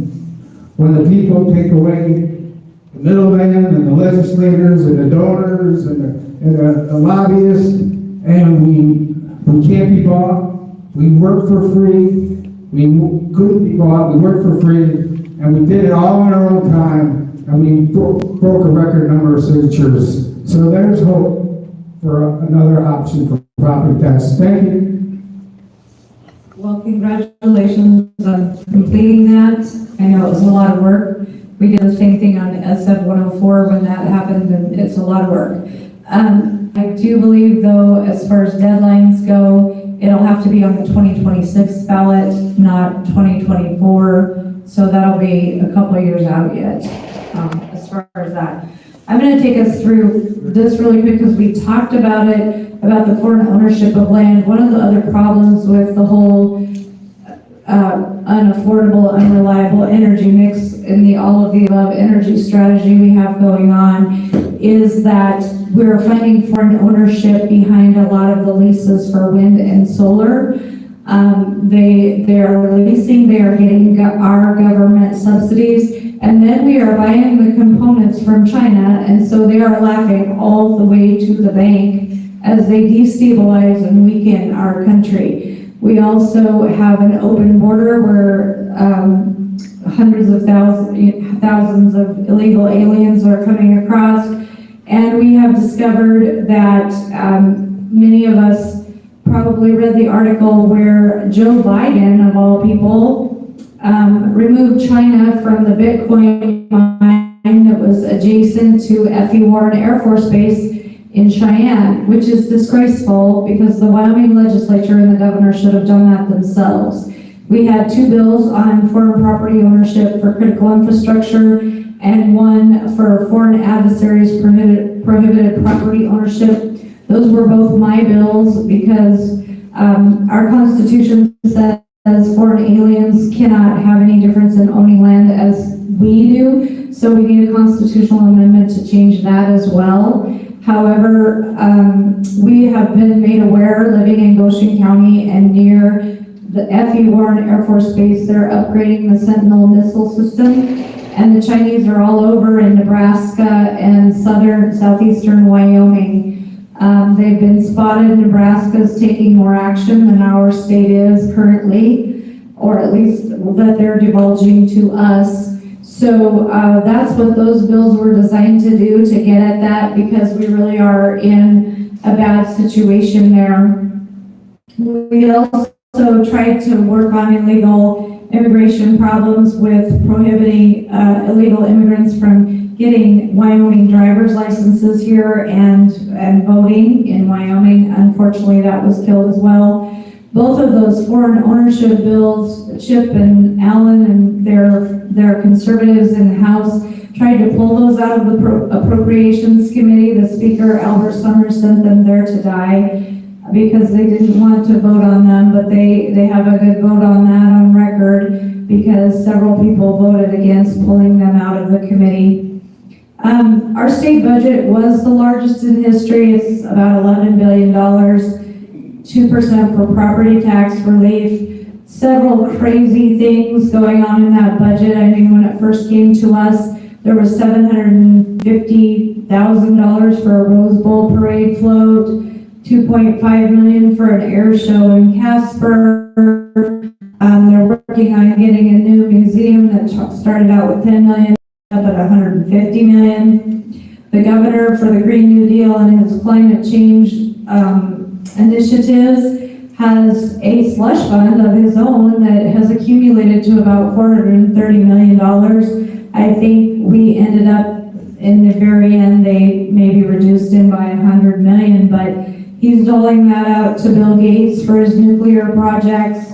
A lot of carbon capture in that. It's flowing through the Wyoming Energy Authority without any legislative oversight whatsoever. They've just put a big chunk of money in the budget for that.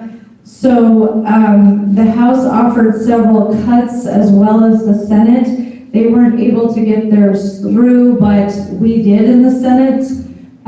We cut the budget down about, we cut it about 700 and they say 8 million, 100 million on the slide, but I think it was around $767 million for a final difference was $1.1 billion between the House and Senate position. Then due to some dealing between leadership in the Senate and the House and the reiterations of the Joint Conference Committee, we ended up losing that battle, unfortunately. So I believe all of us voted against that pork-filled budget. Here is what it ended up, you know, there's, in comparison with the last budget cycle, which we budget for 2 years, between the 2023 and 2024 budget compared to 2025 and 26, the difference in spending is $1.3 billion. And remember, in the 23-24 budget, we were utilizing ARPA money, so there's a lot of ARPA money in that budget. But in this 25-26 budget, there's not. The governor had the ability to reappropriate some of that money, but that's not included. So that's the largest budget in the history of the state of Wyoming. And then we'll go on to the governor's actions as far as what he did this session. The governor did allow the following bills to go into law without his signature. There were 2 parental rights appropriations bill, the property fund, the ESA bill, the legislative budget, and omnibus water. So he did take those actions. These are the ones that he vetoed. We've talked about some of them: regulation of abortion, repeal of gun-free zones, the charter school amendments, which now he's B11 the position and money to do exactly what this bill did on his own. I guess he really doesn't need us that much anymore. The Wyoming Prime Act, which would have allowed meat sales, state-inspected meat sales across state lines when the feds approve it, the limited mining operations, the federal land use plans, legal actions. I'm going to let Alan tell you about that because that was one of our bills on the Agriculture Committee, a very important bill for the state of Wyoming. Yeah, what this bill is to do, all of you are familiar with the Rock Springs Resource Management Plan that the BLM has come out with. That's basically limiting all use of the BLM land down there. What we were trying to do with this bill is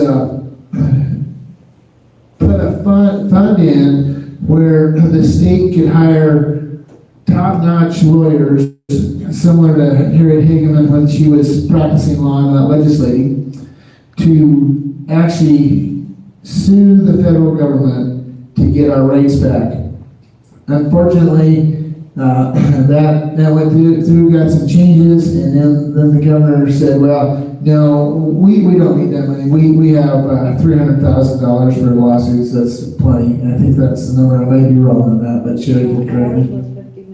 And what we had put in there is 15 million, and it actually got amended up and then changed back down, I believe. But I don't know. In the end, the governor said, no, we don't need that money. We've got good enough attorneys. We don't need any more help. And then we were going to try and require the public employees to make a few more contributions to their retirement plan. He vetoed that, and Senate File 54, the homeowner's tax exemption, which we already visited about. And there's a question here. Go ahead. Is anything being, I forgot what I was gonna say. I'll let it come back.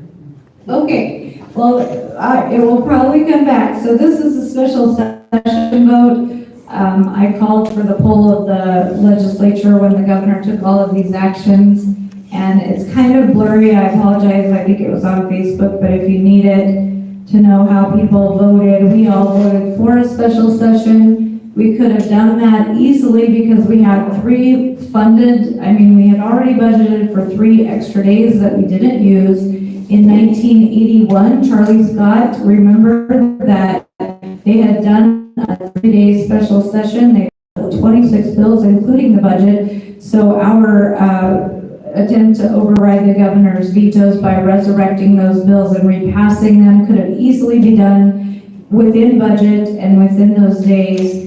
And the budget would have been smaller than a normal day of session because we wouldn't have required secretaries and committee work and all of that. So if you hear that it was just too expensive, I've got some swampland to sell you or a load of fertilizer in the parking lot.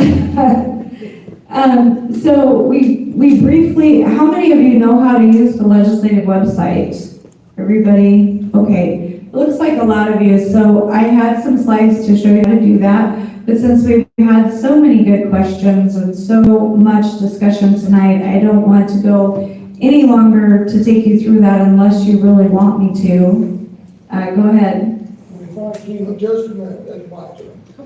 Okay, so we'll stop there with our slideshow if you want to turn on the lights, and we'd be glad to keep having a discussion on questions, and we just appreciate that. This is what I want to hear. I've been legislative updates, going up to Sunday, West End, Alan's done a couple down here, so we don't need that. We want to hear what you're going to do the next session.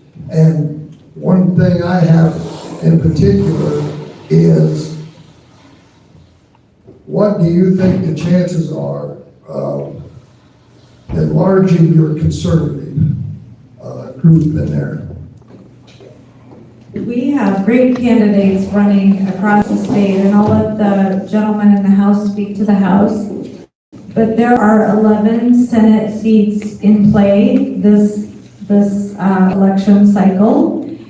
And so I think we have a strong opportunity. As you know, we have a 1-to-2 vote majority in the Senate on given issues, just depending on what we're voting on. But the Senate has passed a lot of good conservative legislation. I'm going to keep working on foreign adversaries owning property in the state of Wyoming. I think that's a critical issue for us. Energy policy is one of my #1 priorities. And then in the last session, we had 2 eminent domain bills that the president kept in his desk and would not let out. They were reiterations of what Alan had passed a while ago. We're working on eminent domain in the Ag Committee.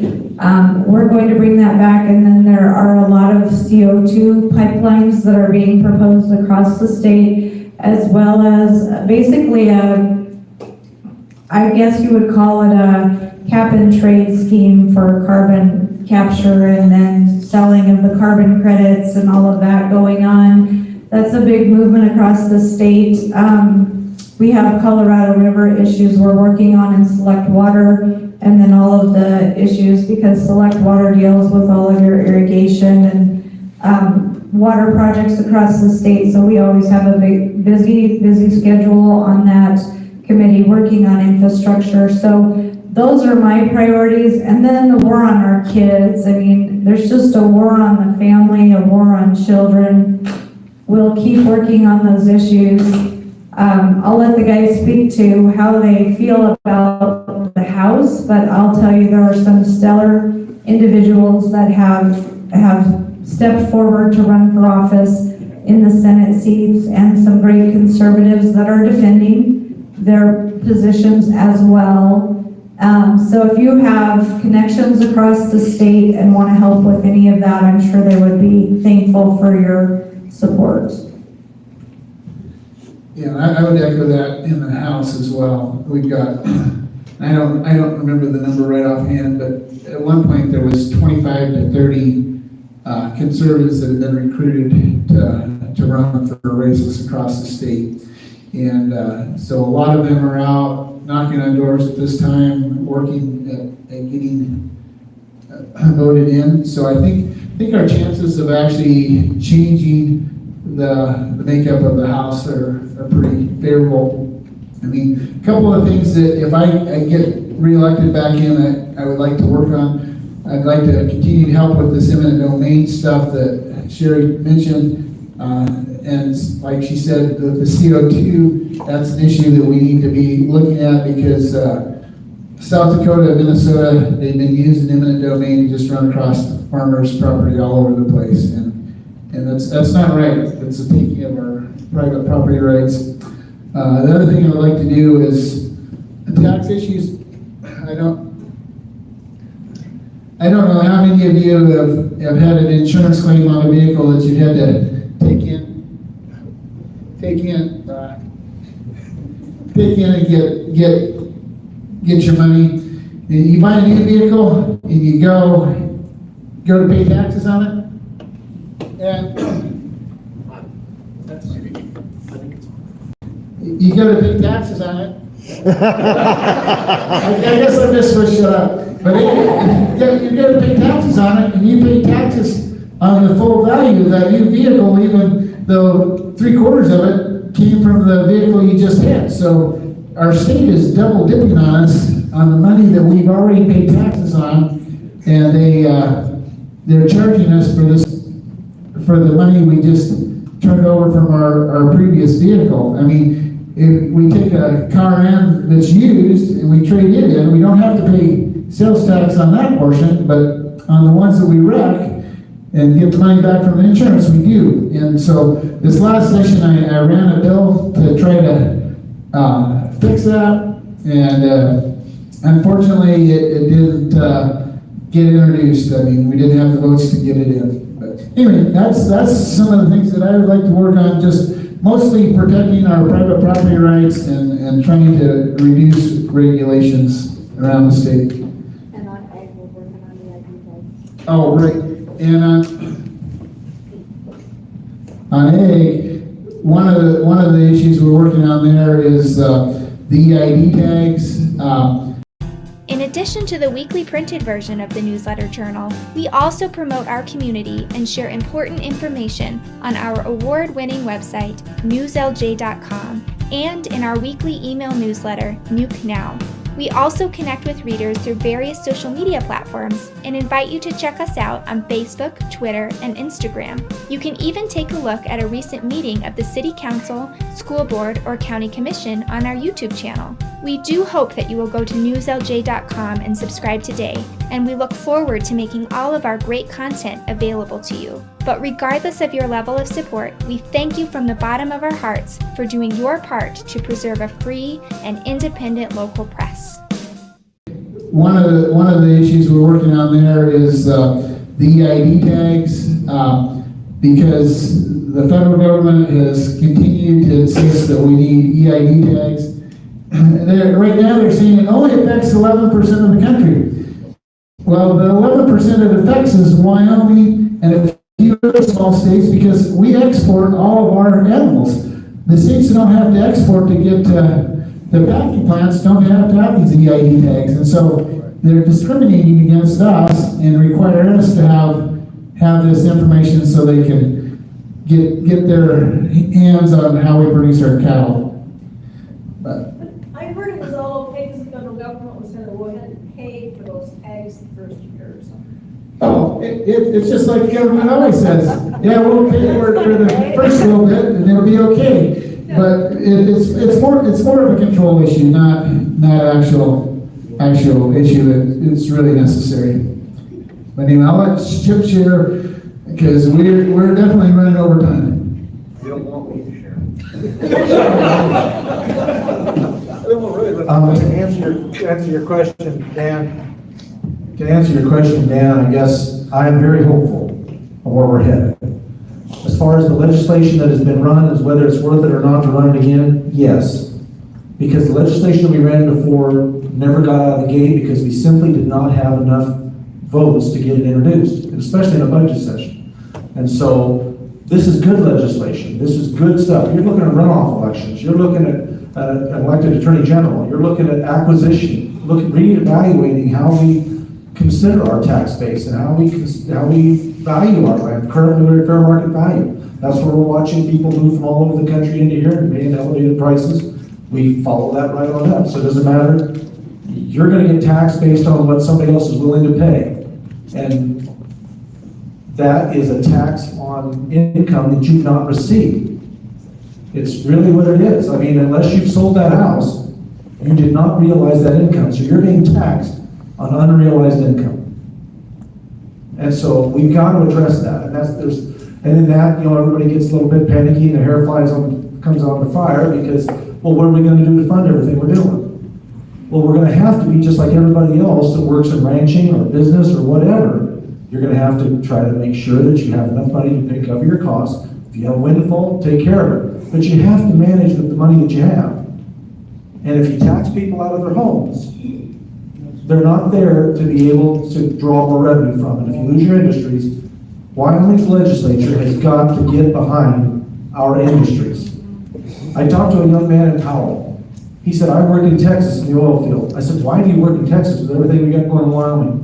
Literally, that young man said, because the Texas legislature fights for their industries.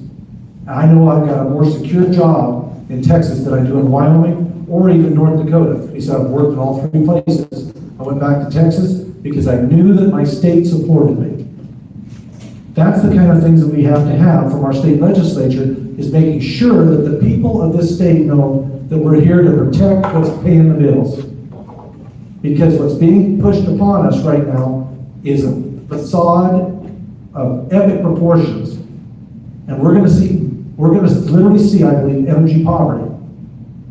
And it's not going to harm us nearly as bad as it is other countries that can't afford to do what we can do. They simply do not have, when you're using cow shit to heat your home and cook your food, which they're actually doing and would, how are those people going to afford the Green New Deal? It's just not possible. And they're going to have to rely on us. And if we pull back, our legislature pulls back and submits to this, we all lose. And to me, that's a fact. As far as the EID and everything like that, we're battling against 4 large meat processors that cut up 85% of the beef that we produce in the United States of America. They want it. Even the cattle outfits, they're on it. The NCBA supports it. I worked with Bill Bullard and RCAF when we passed the RFID legislation in my first year as a legislator. That's on the books, it's state statute. The next year, South Dakota followed my bill. He took that bill that we passed, that I wrote with Bill Bullard and Harriet, and they copied it verbatim for South Dakota, passed it. Also, Iowa did. And what that basically did was it said, in Wyoming, we will honor whatever style of identification you want with no requirement. To Alan's point, it's exactly what's happening. We need you to be able to identify your livestock in a way through high frequency or low frequency. That's the big thing right now, and nobody hears about this. Low frequency, I can't read your cow ID tags from a very much distance. If I use high frequency tags, I can read them from satellite. I can read them from aircraft. I can read them from 3 neighbors away. I can count how many cattle you've got on that property. I can count who they are, everything. And if you then suddenly are not able to market your livestock into that 4 producers, those 4 consumers, because you refuse to put EID in your livestock, good luck getting rid of your cattle to the other 15% of the mom and pop organizations that are processing livestock in the United States. So, in order to get your tag, to be able to work with these 4 guys, we need to make sure that you've got a premises number. And we need to make sure that you're following the swamp buster regulations. We need to make sure that your buildings are set far enough back. Have you gone and had anybody check where you store your fuel? Do you have an enclosure around your fuel tanks?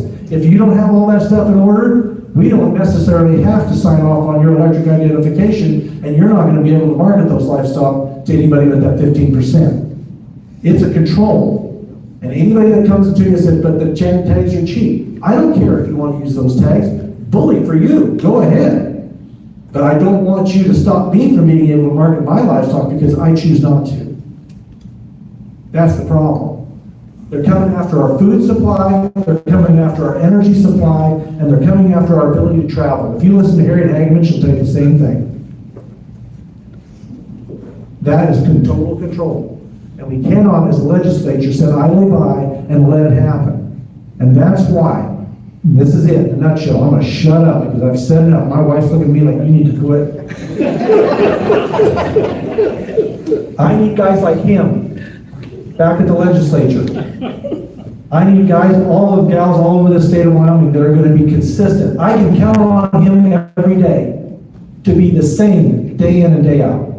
I never have to guess where he's going to be on an issue. He does not keep you people guessing. I do not need a legislator that's going to keep you guessing. I want this guy. I need him. I've worked with him for 2 years. I know who he is. He's solid. Those are the kind of things, Dan Fowles, we've got to have down there. And we've got 30-some candidates running across the state. Good, solid, because 35 in the House. 55. Oh, 55, yeah. But the point of it is, if we don't elect solid and conservative people, then we will not get the opportunity to be able to choose leadership. The Speaker of the House determines who the committee chairmen are. He determines who's on those committees. He determines what bills will be or will not be introduced, and the timing of those bills.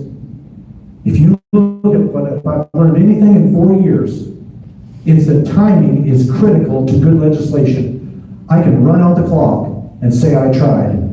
Or I can pick the things that I know the people of the state of Wyoming need and that are going to protect our industries and keep our people able to do what they need to do and enjoy the life we've come to enjoy here by getting that legislation on the docket early and getting it out to the committees that I know are going to work with it. Leadership is critical. If we don't have conservatives that can vote in good leadership that are going to establish that, we're going to see the same thing we've seen before. And quite frankly, I don't think Wyoming can afford it anymore. So you've got to be proactive about your legislators. Yes, ma'am. Conservatives, you think we need in, and then if we know where any of us know some of them, then we can help support them. So I'm honest, I can get you a list. And it's very true. All of you rub shoulders with people all over the state of Wyoming. If you have loved ones or other people that you know in other districts, you can encourage them to look into these candidates. I'm not going to tell you how to vote. But I'm going to tell you that these people here through vetting they've got real potential. Let's put it that way, to be good, solid, conservative people. Okay, we can do that. I can get that for you. I probably shouldn't say this, but I'm going to. One of the ways you can tell is if someone's touting civility. What does civility mean this day and age? And I really don't think we've been uncivil, but I really don't think our founding fathers, when they were fighting for freedom, were really very concerned about civility. When you hear civility today in this day and age, you know what they're telling you? Sit down and shut up.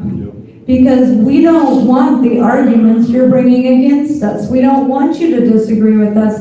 We're making too much money off this deal. The possibilities are endless. But if they're saying, oh, we need civility, and oh, by the way, we've lived here longer than the other person. I mean, we've been here forever. Who are they to represent us? They haven't lived here. Well, you know what? There's some very good people that have moved in from other states that understand the road we are traveling. The Democrats have already ruined their states that they came from, and they're coming in here sounding the alarm and giving us the warning, and we are stupid not to learn from other people's mistakes. Europe is already reversing themselves on green energy. They're already reversing themselves on this nonsense called transgender. There is no such thing. Tell me, if there's more than two sexes, then why you as a boy do you think you want to be a girl? What is that then? Well, that makes no sense. None of this makes any sense. So what is it about? It's about our enemies trying to destabilize our country and take it over without even firing a shot. And that might sound extreme to some of you, but with what I have seen in researching our foreign adversaries, every single one of us should be watching out. And our children deserve to live in a free country. And you know what? If somebody thinks I'm uncivil because I'm gonna fight for my grandkids, then they can go pound sand. Yeah. Because I really don't care what they think. And it looks like my husband has something to say. I'm gonna go free you from all of us blabbering on. When you do get control, please pass a recall statute so we can get rid of people like our current governor who does nothing for Wyoming.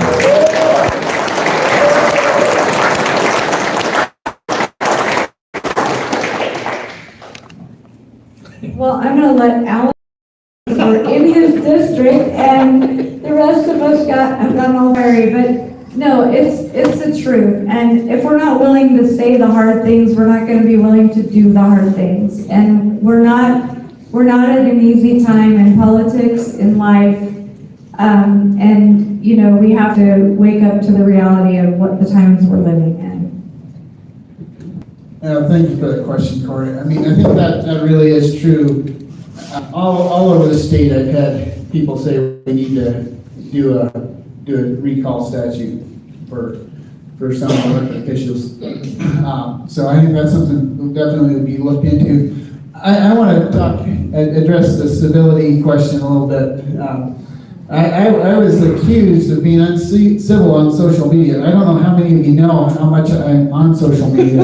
I do have a Facebook page now that somebody else runs for me, but that happened after I was accused of being uncivil on it. So I assume I was uncivil because I just wasn't present, but I don't know what their definition is. So, but anyway, I want to thank all of you guys for coming tonight and just hearing and giving us some feedback. Especially want to thank the Farm Bureau for doing this, presenting it.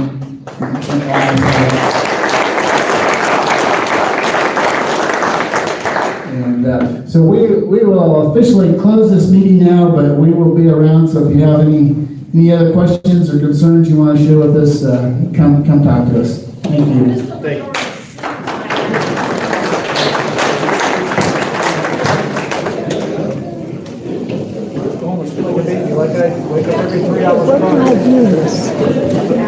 The new store.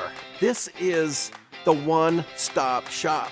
We have a pharmacy. We have a bootlegger's liquor. The deli, the food that you can get at a lunchtime is so amazing. The coffee shop. Certain Friday mornings, there's 30 people sitting here in all these chairs. This is the hub for people to come and visit, have their coffee, have their donuts. It's amazing what this area has done. Totally amazing.